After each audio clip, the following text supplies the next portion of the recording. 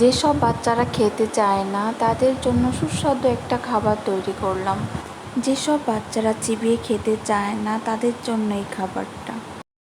Hello everyone, কেমন আছো তোমরা? আশা করছি ভালো আছো। আমি অনেক ভালো আছি। নতুন একটা মিনি ব্লগ নিয়ে আমি তোমার লাইফস্টাইল থেকে হাজির হলাম।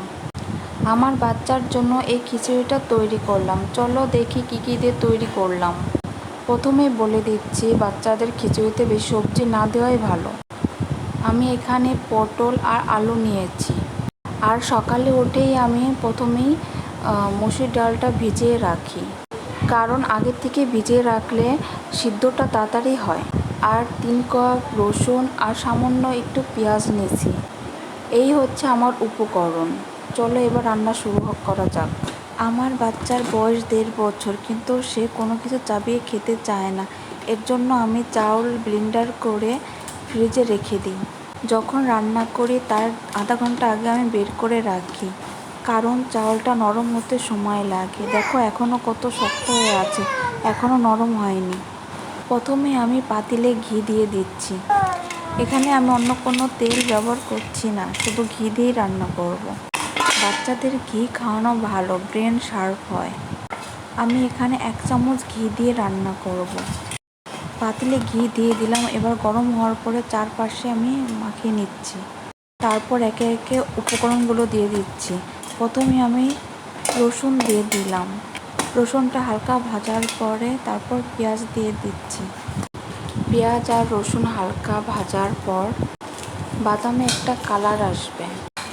ভাজা হতে হতে আমি একটা কথা বলি, যেসব বাচ্চারা খেতে চায় না একবার এই খাবার ট্রাই করে দেখতে পারো। আমার বাচ্চা কোনো কিছু খেতে চায় না, কিন্তু এই খাবারটা খায়। যাই হোক, এরপর আমি সবজিগুলো দিয়ে দিচ্ছি।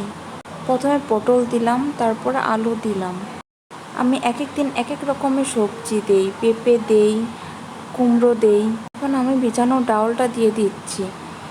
ডাউলটা দেওয়ার পর আমি কিছু টাইম নাড়াচাড়া করার পর অল্প পরিমাণে জল দিয়ে দিব, যাতে ডাউলটা সিদ্ধ হয়। এরপর আমি আধা চামচ লবণ দিয়ে দিচ্ছি। তারপর 1 চিমটি হলুদটা বেশি দিব না, 1 চিমটির মতো দিচ্ছি। কালার হলে দেখতে ভালো লাগবে, তার জন্য হলুদটা দিলাম। এরপর আমি 5 মিনিট ঢেকে রাখছি, যাতে সবজি আর ডাউলটা সিদ্ধ হয়। এরপর আমি কিছু পরিমাণ জল দিয়ে তারপর ব্লেন্ডার করা চাউলটা দিয়ে দিয়েছি। দেখো ঝটপট রান্নাটাও হয়ে যাচ্ছে আর খাওয়াতেও সুবিধা, কোনো ঝামেলা নেই। 1-2 মিনিট ঢেকে রাখলাম, তারপর দেখো কি সুন্দর খিচুড়িটা হয়ে গেছে। কি ভাবছো সব সবজিগুলো আস্ত রয়ে গেল? না, সবগুলো আমি হাত দিয়ে গলিয়ে মিশিয়ে ফেলছি।